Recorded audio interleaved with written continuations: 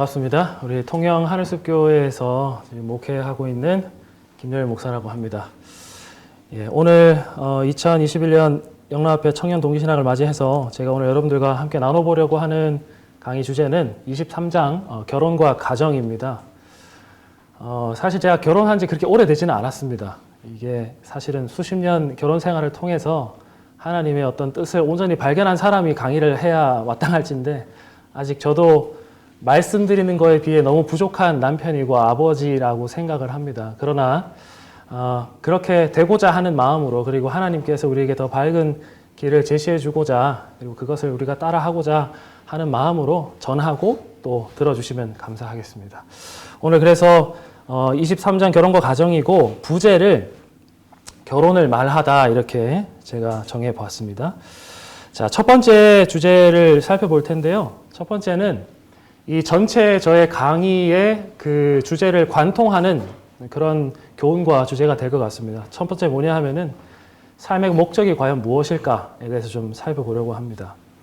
혹시 여기 나오는 이 목사님 누구신지 혹시 아시는 분 계십니까? 네, 선한목자교회의 유기성 목사님입니다. 이 목사님이 이 선한목자교회 담임 목사로 지금 오랫동안 이제 심호하고 계시는데, 사실 지금으로서는 이 선한목자교회가 규모도 크고 아주 견실한 교회이거든요. 근데 사실 처음에 이 교회가 시작될 때는 상당히 부족하고 재정난에 많이 허덕이는 그런 곳이었다고 합니다. 교회였다고 합니다. 그래서 이 어려운 일 때문에 너무 힘들어서 사실 이 목사님이 가슴에 쇼크까지 온 상황이었다고 해요. 그러면서 기도하고 또 울면서 하나님 앞에 매달렸을 때에 이런 고백을 했답니다. 나는 하나님, 이제 나는 죽었습니다. 나는 아무것도 아닙니다. 하나님께서 이것을 하셔야 됩니다. 그렇게 고백했다고 해요.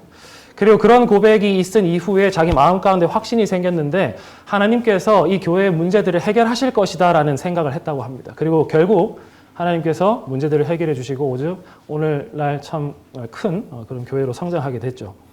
그런데 그런 걸 경험하고 나서 목사님이 문득 이런 생각이 들었대요.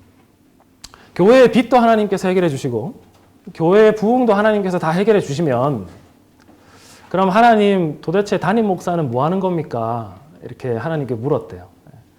근데 그 말을 하나님께 묻자마자 바로 즉각적으로 답을 해주셨다고 하는데 그 답이 이겁니다. 하나님, 저는 뭐 해야 될까요? 그 답이 이거예요. 무엇을 해야 한다니? 사랑해야지. 사랑하고 살아야지. 라고 얘기합니다. 즉 오늘 여러분들에게 드리고 싶은 이 첫 번째 주제, 그리고 전체 강의를 관통하는 주제는 뭐냐면 하나님께서 인간을 창조하신 그 이유들, 물론 하나님의 어떤 성품과 영광을 드러내는 그런 대쟁투적인 관점에서의 심도 깊은 그런 이유들도 있겠지만 그것을 다 아울러서 하나로 가장 간단한 것으로 추약하자면은 사랑하고 살기 위해서 하나님께서 우리를 이 땅에 부르셨다라는 겁니다. 하나님 사랑하고 내 옆에 있는 이웃 사랑하도록 하나님께서 오늘 부르셨다라는 것이죠.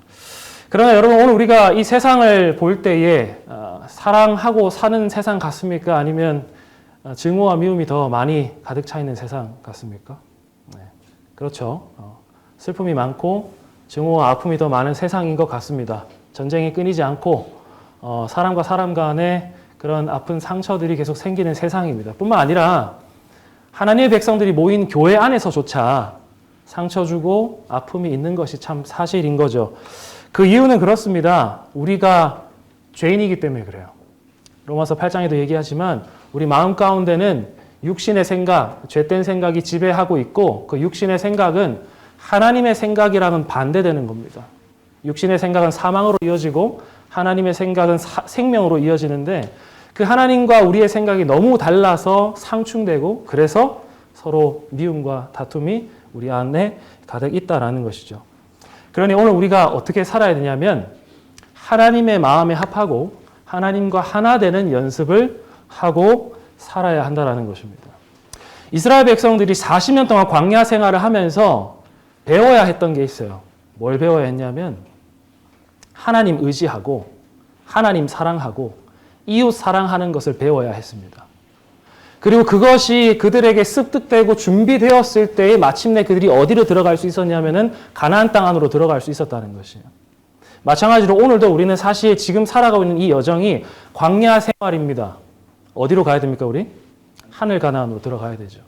우리가 이 땅에서 지금 뭘 배워야 되냐면 죄된 생각에서 벗어나서 영의 생각, 하나님의 생각에 합하는 훈련을 해야 하고 하나님 뜻대로 서로 사랑하고 하는 그 하나님의 성품을 배우는 그 과정이 지금 이 땅에서 밟아 나가야 될 과정이다라는 겁니다. 그리고 우리가 준비되고 적합하게 되었을 때에 하나님께서 우리를 부르셔서 그분의 나라에 들어가시게 하겠죠. 그래서 하나님은 이 땅에서 우리를 하나님 나라에 살기에 적합한 사람이 되도록 준비시키고 계십니다. 그리고 그 준비시키고 훈련시키는 교육의 방법들과 장 가운데 하나가 무엇이냐면 오늘 우리가 살펴볼 무엇이에요? 결혼이라는 겁니다. 결혼을 통해서 하나님은 우리에게 사랑을 가르치시고 하나님과 함께 연합되는 방법을 가르치고 계신다. 첫 번째 주제는 삶의 목적이 무엇인가? 사랑하고 사는 것이고 사랑을 배우기 위해서 하나님이 우리에게 마련하신 제도는 결혼제도이다. 그 중에 하나가 그렇다라는 겁니다. 자, 그럼 이제 두 번째 주제로 좀 넘어가 보도록 하겠습니다. 두 번째는 결혼의 목적입니다. 방금 전에도 좀 설명했지만 좀 더 심도 깊게 좀 생각해 보겠습니다. 결혼의 목적이 뭘까? 먼저 그 목적을 이해하기 전에 결혼에 대한 이 세상의 잘못된 시각에 대해서 좀 살펴보겠습니다. 제가 읽겠습니다. 계몽주의의 영향이 확대되면서 흐름이 달라졌다. 인격적으로 자신에게 가장 만족스러운 삶을 선택하는 자유와 그 결과에서 삶의 의미를 찾게 된 것이다. 사람들이 말이죠. 자기를 부정하고 개인의 자유를 포기하며 배우자와 가족에 대한 의무를 다하는 데서 정체감을 구하는 대신에 결혼을 통해서 정서적이고 성적인 만족을 얻고 자아를 실현하는 마당으로 그 가치를 다시 설정하게 되는 것이다. 이런 사고방식을 지지하는 이들은 결혼의 핵심이 거룩한 상징이라든지 더 넓은 인간 집단을 유익을 끼치도록 하나님께서 주신 사회적 연대에 있다고 보지 않는다. 도리어 개인적인 만족을 도모하기 위해 양쪽 당사자들이 서로 맺는 계약으로 인식했다. 이러한 관점에서 보자면 부부는, 남녀는 하나님이나 사회에 대한 책임을 다하기 위해서가 아니라 오로지 자신만을 위해서 결혼한 존재들이다 라는 겁니다. 아직 결혼하지 않으신 분들이 있으실 겁니다. 결혼하면은 어떨 것 같습니까? 더 행복해질 것 같습니까? 물론 더 행복해집니다. 그러나 결혼을 왜 해야 할까라는 질문을 먼저 해야겠죠? 내가 결혼했을 때에 내가 느낄 수 있는 만족과 행복감이 더 확장되기를 원해서 내 삶에 자아 실현을 하기 위해서 부족한 부분을 이 사람이 채워주기 위해서 내 자아가 더 확장되어가고 더 넓어져서 더 많은 것들을 얻고 이룰 수 있는 의도로만 결혼을 생각한다면 결혼에 대한 시각이 처음부터 잘못됐다는 겁니다. 결혼 제도는 누가 만드셨습니까? 하나님께서 만드셨고 만드신 이가 그 온전한 목적을 알고 계시다라는 겁니다. 우리도 그가 창조한 창조물로서 창조된 사람으로서 그 결혼에 대한 올바른 어떤 목적을 이해하면서 이 결혼에 대해서 접근해 가기를 간절히 바랍니다. 자, 이 잘못된 시각에 대해서 잠깐 살펴봤는데 과연 이 우리 재림교회 교리책에서는 어떻게 이야기하고 있는지 우리 함께 좀 읽어보겠습니다. 읽겠습니다. 하나님께서는 시작. 하나님께서는 가정을 축복하시며 가정의 구성원들이 서로를 도와 완전한 성숙에 이르기를 바라신다. 부모는 그의 자녀들이 주님을 사랑하고 순종하도록 자유롭게 한다. 그들은 자신들의 몸과 말로 그리스도는 그들도 당신의 개인 하나의 가족의 이르기를 원하시느니며 언제나 자유롭고 간직하게 되시는 사랑의 공동체를 그들에게 가르쳐야 합니다. 자, 하나님께서 결혼 제도를 만드신 이유는 일단 첫 번째 줄에 있는 내용만 조금 더 강조해서 우리가 다뤄보면 가족 안에 있는 그 구성원들이 서로를 도와서 완전한 성숙에 이르기를 바라신다는 겁니다. 그러니까 하나님은 결혼이 너희들 결혼하면 정말 즐거울 거야. 더 재밌을 거야. 사랑하는 사람과 24시간 함께 더 있을 수 있으니 더 많은 쾌락과 즐거움을 누릴 수 있을 거야 라는 의도로만 주신 게 아니라 거기에서 뭐예요? 성숙에 이르는 기회의 장으로 우리에게 주시고 계시다라는 겁니다. 그러니 결혼을 내 즐거움이 더 확장될 것이야 라는 기대를 갖고 결혼을 하게 되거나 접근하게 되면은 하나님이 원하시는 방법대로 결혼을 생각하고 있지 않은 겁니다. 하나님께서 성숙을 바라신다라는 겁니다. 아담과 하와를 처음에 창조하실 때에 아담을 먼저 창조하시고 아내 되는 하와를 창조할 때 하와에 대한 부르실 때 뭐라고 얘기하셨냐면 돕는 배필이라 하셨어요. 그러니까 남녀가 서로를 도와서 온전한 하나님의 형상으로 만들어져 가는 그 성숙의 기회가 바로 결혼의 목적 가운데 있다라는 겁니다. 네, 우리가 성숙에 대한 이야기를 좀 생각해 보면서 이런 생각을 할 수 있어요. 하나님 그러면 왜 우리에게 성숙을 바라실까? 왜 하나님은 우리가 더 나은 사람으로 변모되고 성화되어 가기를 바라실까라는 겁니다. 그 이유는 성숙함과 그 안에 우리가 배울 수 있는 그 사랑이 하나님의 속성이기 때문에 그렇습니다. 레위기서에 보면 하나님이 이런 얘기를 하십니다. 내가 거룩하니까 너희도 어떻게 하라? 거룩해라 얘기합니다. 그러니까 나의 성품대로 너희도 그 성품으로 변모되고 꼴지워지게 되기를 바란다라는 겁니다. 왜 그럴까요? 왜 그럴까요? 이건 조금 다른 부분인데 집중해서 좀 들어주면 좋을 것 같아요. 자, 우리가 기도를 할 때 기도하는 그 자리로 혹은 기도하고 싶은 그 마음으로 우리를 이끄는 분이 계세요. 그게 누구시냐면 성령 하나님입니다. 성령 하나님이 우리를 이끄셔서 기도할 수 있는 마음을 주시고 기도하는 자리로 불러주셔요. 그럼 우리가 기도를 하면은 기도 마칠 때 뭐라고 마무리하죠? 예수님 이름으로 기도합니다 얘기합니다. 왜 예수님 이름으로 기도합니다라고 하면서 마칠까요? 죄인이기 때문에 우리의 기도가 사실 하나님 앞에 그냥 드려질 수가 없어요. 죄인이 하나님 앞에 그냥 나갈 수가 없습니다. 누가 필요합니까? 예수님이 필요한 겁니다. 예수님의 중보하심으로 인해서 우리의 기도가 누구에게 상달되냐면 아버지 하나님께 상달됩니다. 그리고 아버지는 그 기도를 들으시고 가장 선하신 뜻대로 이루어 주십니다. 즉 다시 말해서 기도라고 하는 이 영적인 하나의 행동 안에도 삼위 하나님이 서로 연합되시고 아주 깊이 서로를 도와가시면서 하나 되시는 걸 볼 수가 있어요. 근데 그 하나님이 세 분 하나님이 함께 계시는 그 모습이 우리가 이해할 수 있는 단어로 설명하자면 사랑으로 서로 계신다 이렇게 표현할 수 있어요. 서로 사랑하신다. 하나님이 왜 우리에게 성숙을 요구하시냐? 자신이 사랑이기 때문에 그렇습니다. 배워서 마치 삼위 하나님이 하나로 연합되듯이 우리도 그 사랑 안으로 들어오게 하시기 위해서 사랑을 가르치고 계신 거예요. 뭘 통해서? 결혼을 통해서. 그러니까 여러분 우리가 결혼을 하면 하나님이 뜻하시는 대로 우리가 결혼 생활을 한다면 우리의 삶은 하나님과 더 가까워져야 합니다. 하나님과 더 깊이 연합할 수 있는 경험을 하는 것이 결혼을 통해서 이루어져야 한다라는 겁니다. 여러분, 이게 생각이 열리십니까? 결혼이 이게 그냥 즐겁고 많은 이런 정도가 아니라 하나님이 우리를 자신 품으로 더 가까이 이끌기 위해서 고안해내신 아주 고귀하고 사랑스러운 길이다라는 겁니다. 우리 예수님의 소원이 있어요? 뭔지 아십니까? 나 있는 곳에 너희도 있게 하리라 이겁니다. 하나님의 품성이 사랑이시고 하나님의 나라는 그분의 품성으로 다스려집니다. 그 나라에서 살려면 사랑하는 법을 배워야 합니다. 그래서 결혼 제도도 허락해 주시는 겁니다.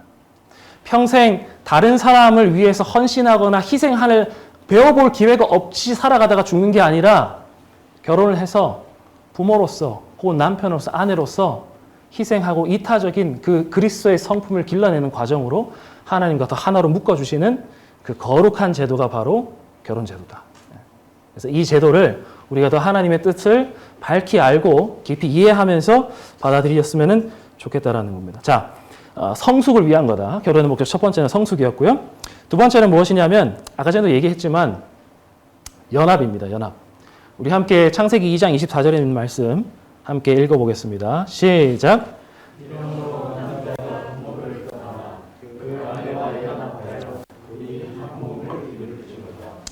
자, 그 교리책에서 보면은 연합에 대한 내용은 당연히 다룰 건데 그 전에 떠나는 부분이 좀 강조되어 있길래 제가 이거를 좀 삽입을 해서 여러분들에게 말씀드리고 싶습니다. 부부가 만나서 하나가 되는 거, 남녀가 만나서 하나가 되는 연합 이전에 뭐가 필히 선행돼야 되냐면 부모로부터 뭐 하는 게 필요해요? 떠나는 게 필요합니다. 교리책에서는 이렇게 얘기해요. 결혼 관계가 부모와 자녀 관계를 대신해야 한다. 이렇게 얘기합니다. 그러니까 이 말은 우리가 평생 동안 부모 자식 간의 관계로만 살아갈 수는 없다라는 거예요. 우리는 평생 자녀로만 살아갈 수는 없다라는 거예요. 뒤에 우리 그림이 보이는데 예수님께서 어린 양을 안고 계시는 그림이 보여요. 예수님이 우리의 영원한 목자 되십니다. 그렇죠? 시편 100편에 나오는 것처럼 우리는 그분의 기르시는 양입니다. 그렇죠? 그런데 우리가 이 땅을 살아가면서 양으로서만 살아갈 것인가? 사실 그렇지 않다라는 거예요. 예수님은 우리의 영원한 목자 되시고 우리는 그분의 영원한 양이지만 하나님이 우리를 양으로만 부르시는 게 아니라 저는 제 성도들에게 있어서 목자고 이 자리에서 하나님 믿지 않는 다른 친구들 곁에 계시는 여러분들은 그들에게 있어서 목자인 겁니다. 그러니까 하나님은 우리를 양으로서만 살게 하시는 게 아니라 성숙시키고 성장시켜서 목자로서도 살아가는 그 길로 이끌고 계시다라는 거. 이걸 좀 기억했으면 좋겠고요. 자, 더 나아가서 이제 연합에 대해서 좀 살펴보려고 합니다.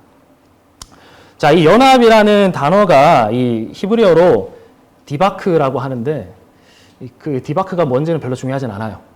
근데 이 디바크의 그 용례 가운데 하나가 뭐냐 하면 착 달라붙다라는 뜻이 있고 또 무슨 뜻이 있냐면 용접되다, 납땜되다라는 뜻이 있어요. 그러니까 납땜되다라는 건 약간 이런 사진이라고 보면 될 것 같아요.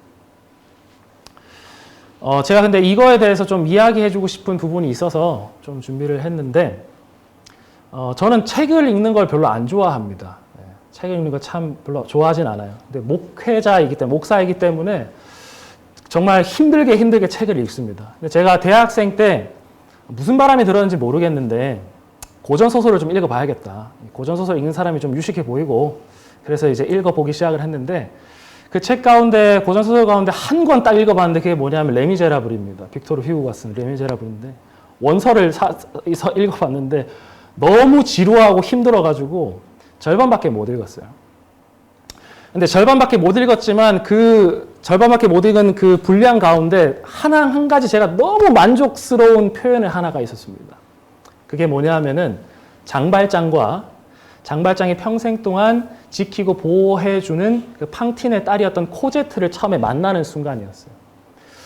장발장이 어떤 사람인 건 여러분 잘 아실 겁니다. 어려서 동생들이 배가 고파서 동생들에게 빵을 사주려고 빵을 훔쳤다가 징역살이를 하고 평생 동안 세상을 원망하면서 사는 사람, 거칠게 샀던 그런 사람이 바로 이 장발장이죠. 그러나 이 장발장이 코제트를 만나게 되는 순간에 코제트와 그 장발장이 서로를 향해서 내 인생에 가장 필요한 사람이 상대방이구나라는 걸 느꼈어요. 코제트는 어머니가 병들어 죽게 되고 여관 주인에게 멸시와 천대를 받으면서 어렵게 노동하면서 삽니다. 이 어린 여자아이에게는 뭐가 필요했냐면 자신을 지켜주고 보호해줄 사람이 필요했어요. 장발장에는 어떤 사람이 필요했냐면 내가 이 상처받은 이 마음이 치유될 수 있도록 사랑을 베풀어주고 보호해줄 사람이 필요했어요. 두 사람이 서로 만났을 때 그 소설 안에 표현을 빌리자면 장발장과 그 소녀 코제트 손이 만났을 때에 두 사람의 손은 용접되었다. 이런 표현이 나옵니다. 표현을 읽고 나서 수일 동안 읽었던 내용 가운데 다 지루했지만 그거 하나만큼은 너무 보람찬 표현이 아닌가 생각을 해요. 용접됐다라는 건 여러분 어느 정도의 연합을 얘기하는 거냐면 혹시 용접 해보신 분 있을지 모르겠는데 용접이 그 금속 두 개를 붙이는 거지 않습니까? 전기를 통하도록 연결을 해서 용접봉으로 이렇게 전기 반응을 해서 지져서 하나로 붙이는 거예요. 근데 이게 원리가 A라는 금속, B라는 금속을 붙이고 C라는 접착제 같은 역할을 하는 걸로 붙여지는 게 아니라 A도 녹이고 B도 녹이고 C도 녹여서 섞여서 금속이 되는 겁니다. 그러니 A랑 B랑 붙여지기 위해서 C라는 접착제가 중간에 들어선 게 아니라 이 붙어있는 이 부분은 뭐가 다 섞여 있어요? A, B, C가 섞여 있는 겁니다. 이게 용접으로 인해서 하나 된 거예요. 이거를 묵상해 볼 때에 이런 모습을 가장 잘 나타내주는 사람이 있어요. 누군지 아십니까? 바로 예수님입니다. 예수님은 100% 신이십니다. 100% 하나님이십니다. 또 동시에 100% 무엇이에요? 인간이십니다. 그런데 그 예수님을 바라보면 이해할 수 없는 그 영적인 시각으로 보여지는 사람과 하나님이 하나로 융화되어 있는 모습을 봐요. 하나로 용접되어 있는 듯한 모습을 봐요. 유일무이합니다. 인간이 죄를 지어서 하나님과 멀어졌습니다. 그 하나님과 죄로 인해서 떨어진 그 거리는 어떤 것으로도 메꿀 수 없고 하나님과 우리 사이의 그 심연의 깊이가 아무리 끝까지 내려가도 바닥이 보이지 않을 만큼의 거리가 하나님과 우리 사이에 있어요. 하나님과 인간이 하나 될 수 있겠습니까? 그런데 예수님을 보면 그게 가능할 것 같아요. 예수님을 보면 사람과 하나님이 하나로 융화되셔서 어떻게 사람의 언어로 이해할 수 없는 방식으로 계시지만 그분을 바라보면 사람과 하나님이 죄인이 하나님과 연합될 수 있겠다라고 하는 희망이 생기는 겁니다. 그것을 우리가 일상에서 경험할 수 있는 방법이 있는데 그게 무엇이다? 결혼을 통해서 남자, 여자가 용접되는 그 경험을 통해서 단순히 육신이 만나는 게 아니라 전인적인 그리고 모든 영적인 수준에서 하나 되는 걸 경험했을 때 결혼 생활을 통해서 뭘 배우냐면 내가 하나님과 이렇게 연합할 수 있겠다라는 걸 배운다라는 거예요. 우리 성경처럼 한번 읽어볼까요? 에베소서 5장 31절부터 33절입니다. 시작.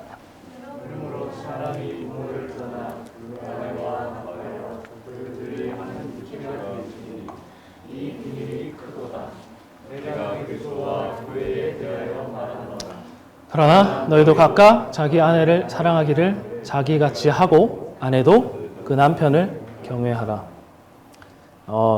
성경에 그런 말이 있어요. 뭐 아내는 남편에게 복종하라. 그리고 남편은 아내를 자기 몸처럼 사랑하라. 아내가 남편 밑으로 들어가라는 얘기가 아닙니다. 여러분 자신의 몸을 바쳐서 사랑하는 게 힘들겠습니까? 아니면 복종하는 게 힘들까요? 사랑하면 복종합니다. 즉 다시 말해서 이 말씀은 누가 더 높고 낮다라는 얘기를 한다기보다 예수님께서 그리스도께서 그리스도인의 무리인 교회를 사랑하시듯이 하나로 융화되듯이 남녀가 서로 사랑하면서 연합하는 것을 배우라. 그 뜻입니다. 그러므로 축복하기는 여러분 뭐 앞으로 이미 결혼하신 분도 있고 결혼하실 분도 계신데 이 결혼을 통해서 하나님이 마련하신 이 좋은 제도를 통해서 아내와 연합하고 남편과 연합하고 무엇보다도 하나님과 용접될 수 있는 경험을 하시게 되기를 간절히 바랍니다. 그래서 하나님이 이 제도를 만드신 그 목적대로 행했을 때 너무 기뻐하시고 즐거워하실 하나님의 그 얼굴을 우리가 나중에 대면할 수 있기를 간절히 바랍니다. 자, 이제 마지막 주제로 세 번째 주제를 넘어가 보겠는데요. 세 번째 주제는 이제 조금 지루할 수도 있고 힘들 수도 있겠지만 하나님의 그 이상에 벗어난 결혼 혹은 성생활에 대해서 좀 살펴보겠습니다. 하나님이 결혼과 어떤 성을 나누시고 하나로 결합하게 하실 때에 뜻하신 어떤 것인지 영적으로 우리가 지금까지 다 살펴봤습니다. 그렇죠? 그러면 지금부터는 이제 그 이상에 벗어난 생활을 했을 때에 어떠한 죄의 결과와 아픔들이 있는지 좀 살펴보려고 합니다. 자, 일부 다처제 혹은 뭐 다른 말로 반대로 하자면 일처다부제라고 할 수 있는데 한 남편이 여러 명의 아내를 한 여인이 여러 명의 남편을 두는 방식이라고 할 수 있겠죠. 이것은 하나님께서 결혼을 통해서 배우게 하신 성화와 그리고 연합이라고 하는 그 목적을 사실은 이루기에 너무 어려운 반대되는 하나님의 뜻과 반대되는 형식의 모습입니다. 지금 이 그림을 보면은 아브라함과 사라 그리고 하갈인데 이 성경 이야기 여러분 아시죠? 하나님께서 아브라함에게 아내를 누구만 주셨습니까? 사라만 주셨어요. 남편 하나, 아내 하나 이렇게 일부 일처였습니다. 그렇죠?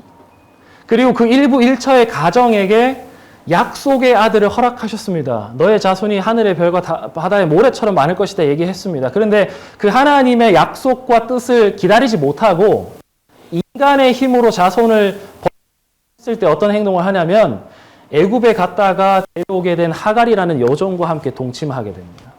그리고 낳게 된 아들이 이스마엘이라는 자녀예요. 어떻게 됐을까요, 나중에? 사라는 자녀를 못 낳았는데 하갈은 젊어서 애를 잘 낳았거든요. 그러니까 종으로 온 하갈이 누구를 멸시하기 시작하냐면 본처인 이 사라를 멸시하기 시작합니다. 집안이 잘 굴러갔을까요? 아니면 잘 안 굴러갔을까요?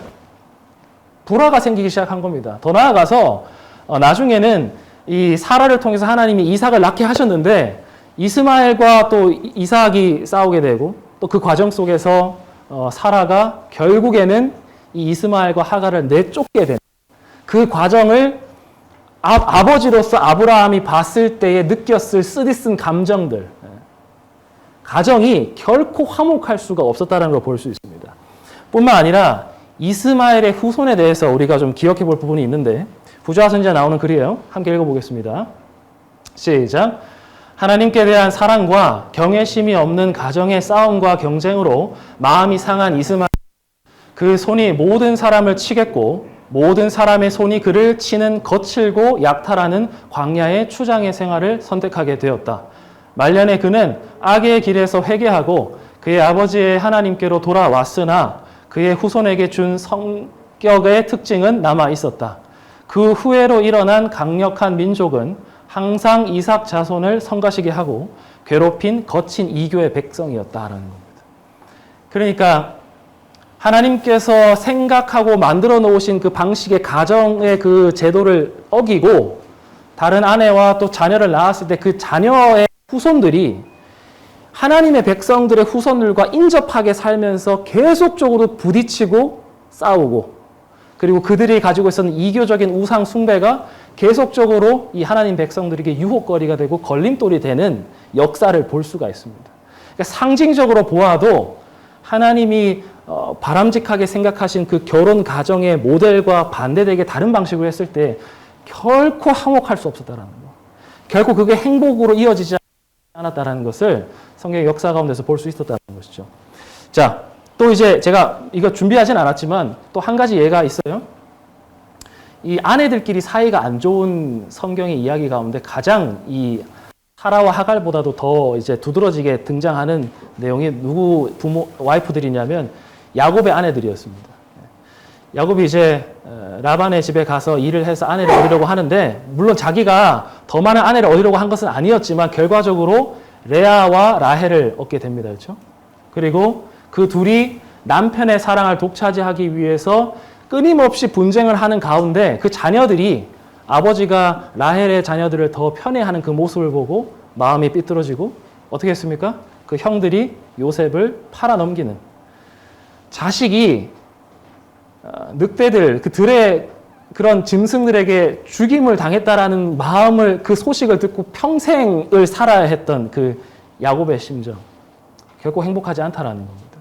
하나님 백성이라면 비록 이 일부 일처제 같은 이런 하나님이 생각하신 이 모델이 다르게 했을 때 더 행복할 수 있고 더 즐거울 것 같은데라는 생각이 들 수 있지만 말씀을 신뢰하고 하나님을 신뢰하는 마음으로 하나님이 원하시는 방법대로 결혼 생활을 하고 가정을 이룰 때에 훨씬 더 복될 것을 믿고 사시는 저와 여러분들이 되었으면 좋겠습니다. 자, 이어서 이제 하나님의 이상에 벗어난 결혼 두 번째는 뭐냐면 음행과 간음입니다. 자, 음행과 간음. 자, 오늘날 그 많은 젊은이들이 하고 있는 이 성생활 가운데 참 안타까운 것이 성을 그저 쾌락의 수단으로만 보는 겁니다. 성을 통해서 얻는 즐거움만 주목할 뿐이지 그 이후에 우리가 가져야 될 책임과 숭고한 어떤 관계에 대해서는 이제 잊어버린 상태로 살아가죠. 그것이 오늘 우리 현대 사회에서 보이는 그런 성에 대한 잘못된 어떤 인식인데 쾌락하면은 빼놓을 수 없는 그 시대의 사람들이 있습니다. 쾌락의 거의 뭐 온상이라고 생각할 수 있고 끝판왕으로 살았던 사람들인데 그게 누구냐 하면은 로마 사람들입니다. 로마 사람들은 쾌락의 끝을 맛보기 위해서 거의 뭐 일생을 다 내어 던진 사람들이라 보아도 무방한데 어떤 부분까지 있냐면 너무 풍족하게 사는 귀족들은 더 많은 음식을 맛보기 위해서 음식을 입에 넣어서 씹은 다음에 맛만 보고 음식을 다 뱉어냈습니다. 그리고 다시 토하고 또 다시 먹고. 그러니까 그 하루 내에 먹을 수 있는, 맛볼 수 있는 양을 최대한 늘리기 위해서 그렇게 했다라는 것이죠. 근데 그게 오늘날 사람들이 결혼 관계나 어떤 음행과 간음으로 이어지는 정신과 닮아 있다라는 것이에요. C.S. 루이스가 쓴 순전한 기독교에서 그러한 로마인들의 그 모습에 대해서 이렇게 좀 평가를 하는데요. 함께 읽어보겠습니다. 혼의 정사가. 시작. 혼의 정사가 그토록 흉해 보이는 것은 원래 함께 어울려 모든 차원에서 연합을 이루도록 만들어진 것에서 딱 하나 성적인 연합만을 떼어낸 탓입니다. 기독교적 자세란 성적 쾌락은 먹는 쾌락 이상으로 잘못됐다라고 생각하는 것이 아닙니다. 기독교적 자세란 음식을 삼켜 소화시키는 대신에 씹기만 하고 뱉어내서 미각적인 쾌락만 얻으려고 하면 안 되는 것처럼 성적 쾌락 역시 그것만 떼어내어 즐기려 해서는 안 된다라고 보는 것입니다. 즉 다시 말해서 결혼은 하나님과 더 밀접한 관계를 맺기 위해서 하나님이 고안해 내신 겁니다. 그런데 이 세상 사람들은 거기서 관계와 어떤 언약 속에서 지켜야 될 책임과 의무는 그냥 싹 빼고 뭐만 쏙 빼서 맛보고 싶은 거예요? 쾌락만 빼서 맛보고 싶은 거예요. 그것은 서로 간의 연합과 하나됨을 통해서 하나님과 더 가까워지는 일에 전혀 도움이 되질 않아요. 그러니까 음행, 간음, 그냥 하나님이 원하지 않은 것이고 하면 안 돼, 죄야. 그런 식으로만 생각하지 말고 이것이 나랑 하나님 사이를 더 멀어지게 할 것이다 라는 생각을 갖고 거절하고 멀어지게 되기를 바라요. 제가 교인들에게 자주 하는 말 가운데 이게 있어요. 화이트분이 한 말인데요. 떠돌다가 천국으로 흘러 들어갈 일은 없다. 다시요. 떠돌다가 천국으로 흘러 들어갈 일은 없습니다. 즉 다시 말해서 여러분 하나님 나라는 거기를 가기를 간절히 사모하는 사람들이 가는 곳입니다. 하나님과 간절히 하나 되기를 원하는 사람들이 도달하는 곳이 하나님 나라입니다. 간음은 하나님과 가까워지기를 거부하는 제스처라는 것을 인식하고 이것이 왜 해로운지 깨달아서 멀리할 수 있는 저와 여러분들이 되었으면 좋겠습니다. 제가 여러 책들을 좀 보다가 어떤 책에서 과학적으로도 인간의 어떤 디자인에 대해서 얘기하는 내용이 나와서 좀 가져와 봤는데요.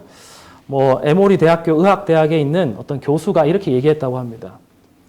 부모 자식 간의 핵가족을 이루는 것도 모자라서 쌍으로 이루어 사회적 연대를 꾸리고 그 연대를 오랜 기간 유지한다는 점에서 인류는 다소 별난종이라고 할 수 있다라는 겁니다.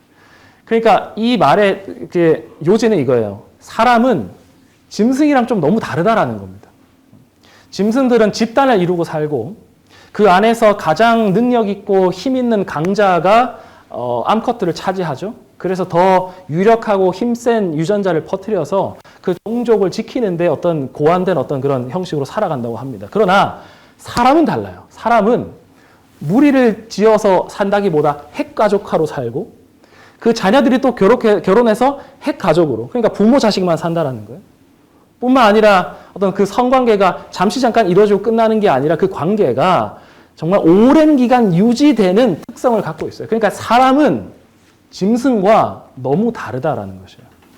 그러니까 우리가 만약에 짐승과 같은 성향으로 사는 것은 하나님이 인간의 어떤 그 가치를 가장 고귀하고 하나님의 형상을 닮은 존재로 창조하셨는데 그것을 금수의 형상으로 바꾸는 것과 마찬가지다라는 것이죠.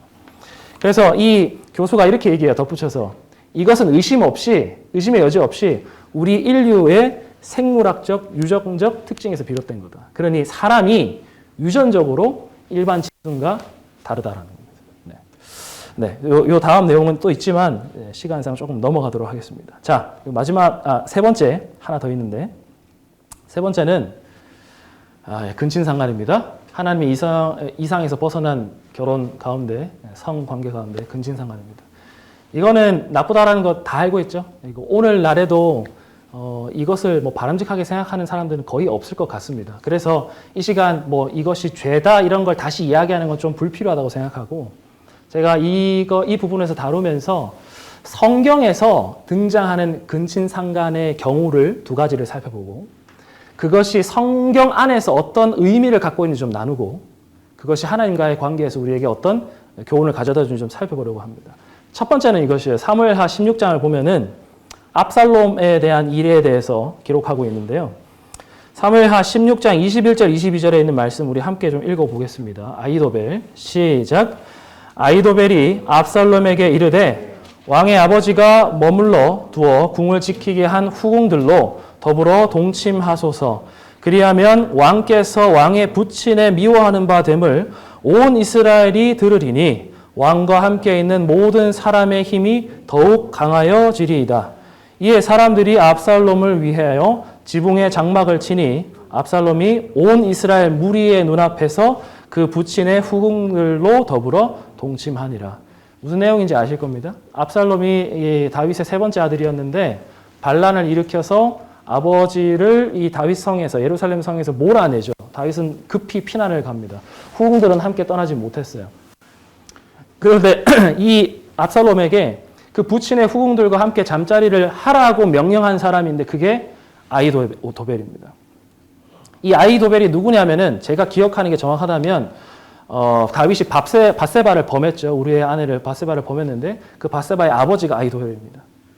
즉 다윗이 하나님께서 정하신 그 가정의 그 제도, 결혼 제도에서 벗어나서 범죄를 저질렀을 때 그 죄의 결과가 이렇게 돌아오게 되는 것이에요. 다른 가정을 파탄냈을 때에 그 죄의 결과가 이렇게 돌아오는데 압살롬이 부친의 후궁들과 백주대낮에 사람들 보는 다 앞에서 근친상간의 행위를 하는 것이죠. 이것이 뭘 의미하는 거냐? 나는 더 이상 아버지랑 함께 할 생각이 있다 없다? 결코 없다라는 겁니다. 내가 반역해서 아버지를 대항하는 이 마음은 절대로 바뀌지 않을 것이고 죽을 때까지 나는 아버지를 대적할 것이다. 그 표현을 이런 식으로 얘기한 거예요. 결혼의 제도, 우리 아까 전에 전체 강의를 관통하는 주제에 대해서 이야기할 때 결혼의 목적이 뭐라고 했죠? 사랑하는 것이고 하나님과 더 깊이 연합하는 거였습니다. 그러나 이 행동은 하나님과 전면적으로 대항해서 그분과 절대로 다시는 하나 되지 않겠다라고 하는 상징을 담고 있다라고 볼 수 있습니다. 그러나 그렇기 때문에 이것이 성경적인 의미로 봤을 때도 하나님과 전혀 하나 될 수 없는 극악한 죄임을 우리가 좀 묵상하고, 이것을 비록 우리가 당연히 멀리하고 있겠지만 더욱더 이 죄에 대해서 위험하게 생각하고 멀리할 수 있는 우리가 됐으면 좋겠습니다. 또 이 근친상간의 예가 하나 더 있습니다. 무엇이냐면 35장, 창세기 35장 22절 말씀인데요. 제가 읽겠습니다. 이스라엘이 그 땅에 유할 때에 르우벤이 가서 그 서모 빌하와 통간함에 이스라엘이 이를 들었더라. 야곱의 아들은 12이더라. 그러니까 이 상황은 뭐냐 하면 야곱이 오랜 생활, 타지 생활을 끝내고 돌아옵니다. 돌아올 때 가장 만나기 힘들었던 존재가 자기 형 에서였어요. 근데 하나님의 도우심으로 해서 에서와 화해하고 나서 아버지가 살던 고향 땅으로 바로 돌아가야 되는데 돌아가지 않고 세겜에서 좀 머물게 됩니다. 그리고 고향 땅으로 돌아가는 길을 조금 늦추게 돼요. 근데 결국 우여곡절 끝에 돌아가게 되는데 그 마지막 아버지 집으로 돌아가는 거의 직전 이틀 정도 남은 그 여정에 야곱의 아들이었던 장자였던 르우벤이 아버지의 첩과 동침한 사건이 됩니다. 이 일이 있은 후에 어떻게 되었냐면은 르우벤은 장자로서의 권리를 잃어버리게 됩니다. 구약에서 등장하는 이 장자의 권리 가운데 크게 두 가지가 있는데 무엇이냐면 첫째는 다른 형제들보다 2배의 재산을 유업으로 받을 수 있어요. 그리고 또 장자의 특권은 무엇이었냐면 그 가정의 제사장으로서, 영적 지도자로서 이 제사 제도를 이끌어갈 수 있는 그 역할을 했습니다. 그러나 이 르우벤이 그 두 가지 모두를 다 잃어버리게 됩니다. 그리고 나중에 이 후손들이 애굽에서 종살이 하다가 다시 가나안 땅으로 들어갈 때에 지파들이 이제 땅들을 배분하게 되는데 르우벤은 두 배의 지파의 땅을 받지 못하게 되고 요셉의 아들들이 그렇게 받게 되고 그리고 제사를 집도하거나 하는 그 일들은 레위 지파에게 전가됩니다. 제가 예언의 신을 읽어보니까 이후에 이 루벤 지파 후손들 가운데서는 유력한 사람이나 선지자들이 배출되지 않았다라고 표현을 합니다.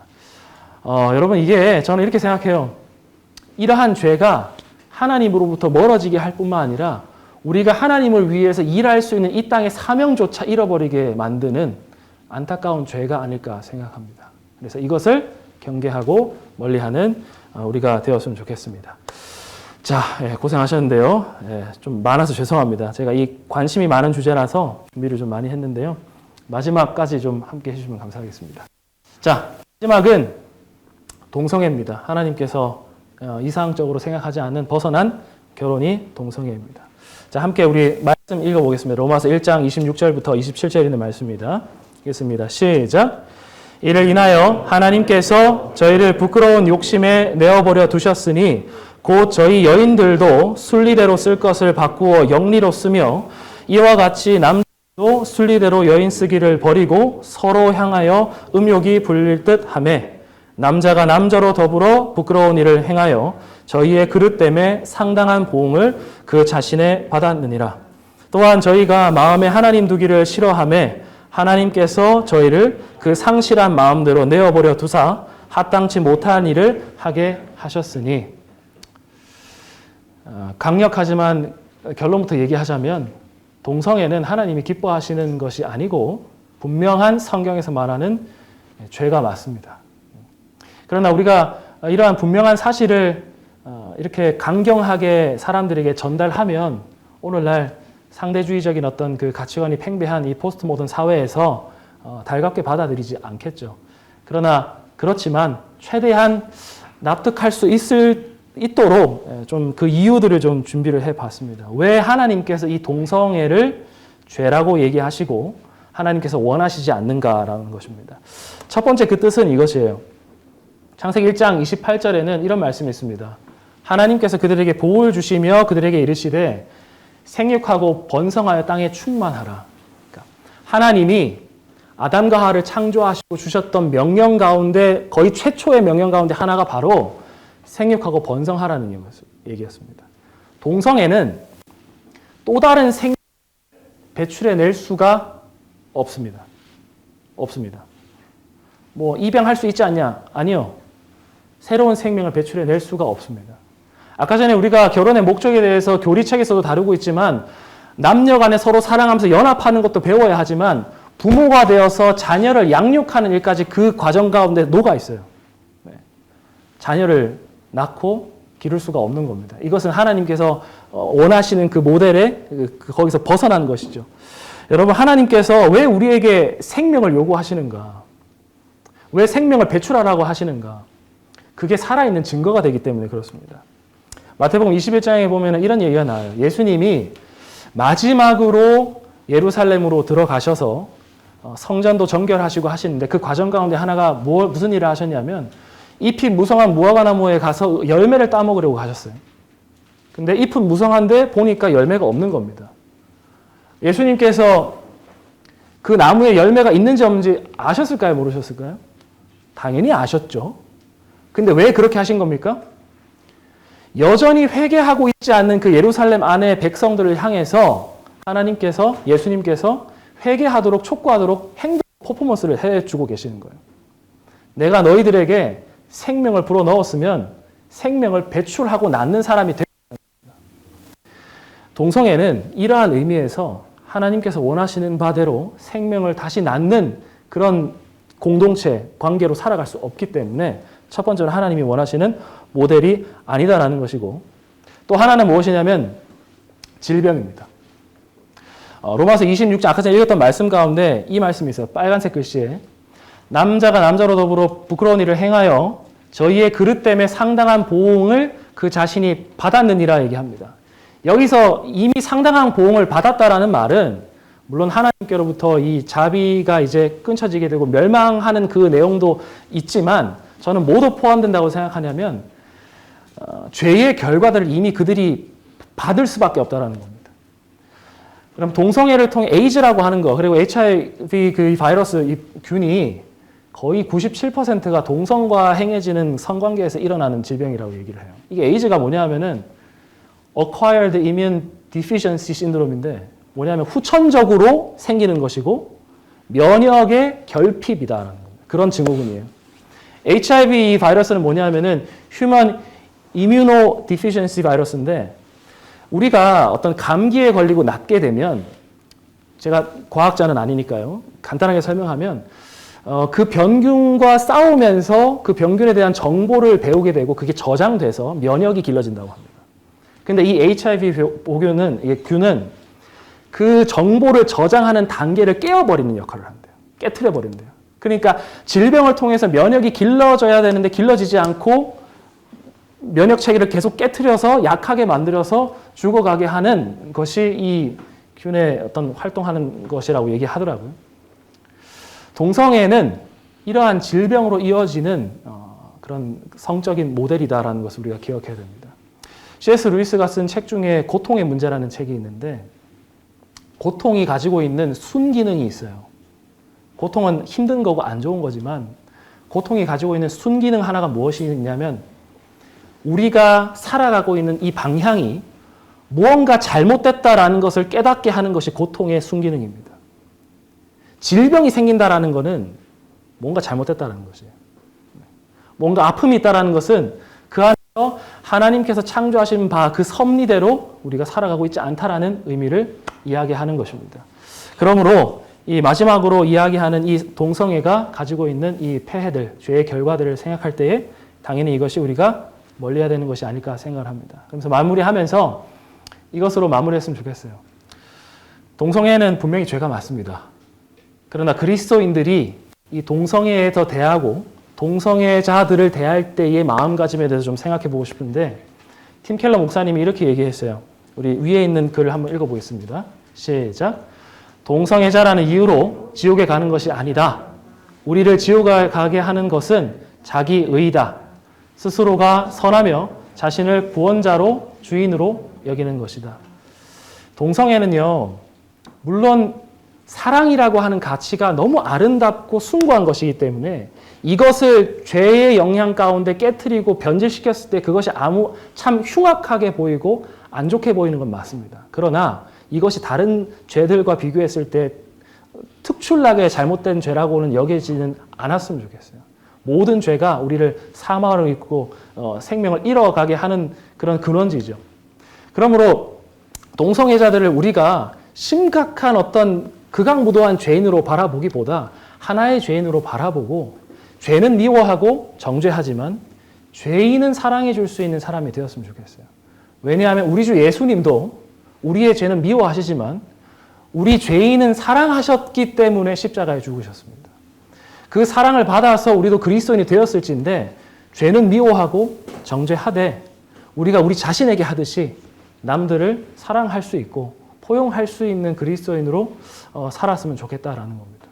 죄는 미워하지만 죄인은 사랑하는 것이 하나님께서 오늘 이 땅에 살아가는 그리스도인들에게 살아가는 자세이지 않을까 생각을 해봤습니다.